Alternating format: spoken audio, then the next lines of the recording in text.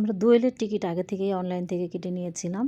আমাদের per person পড়েছিল ২,০০০ টাকা। তিমুদা এখানে কাউন্টারে জিনিস দিচ্ছিল।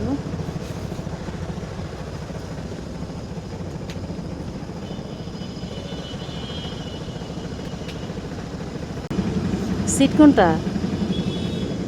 চশমা কই? কপালের উপরে না, মাথায় না, কোথায়?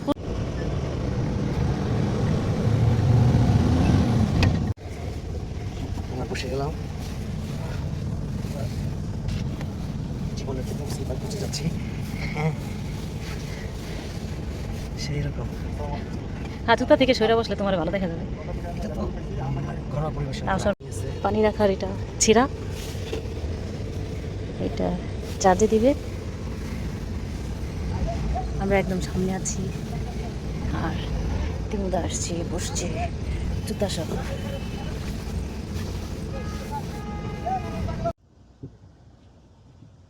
এটা হচ্ছে আমি ঘুম থেকে উঠে ভোরবেলা আমি দেখছিলাম জানলা দিয়ে কি অবস্থা তখন। এই সময় কয়েকটা ভিডিও নিয়ে নিলাম। এখানে পতেঙ্গা পার হচ্ছিলাম তখন। তারপরে একটা রিসোর্টে গেলাম, খুব সুন্দর একটা হোটেল অ্যান্ড রেস্টুরেন্ট, যেখানে গিয়ে আমরা ফ্রেশ হলাম, কিন্তু আমরা কোনো খাবার খেলাম না। না খেয়ে আমরা সাথে করে রাতে চপ আর হচ্ছে নান রুটি নিয়ে গিয়েছি। তো আমাদের এই চপ আর নান রুটি আমরা বসে বসে খাচ্ছিলাম অনেক সময় ধরে। আমাদের সাথে পানিও ছিল, তেমন কোনো সমস্যা হচ্ছিল না। তো আমরা খাচ্ছি আর ভিউ দেখছি জানালা দিয়ে, জানালার সাইড দিয়ে।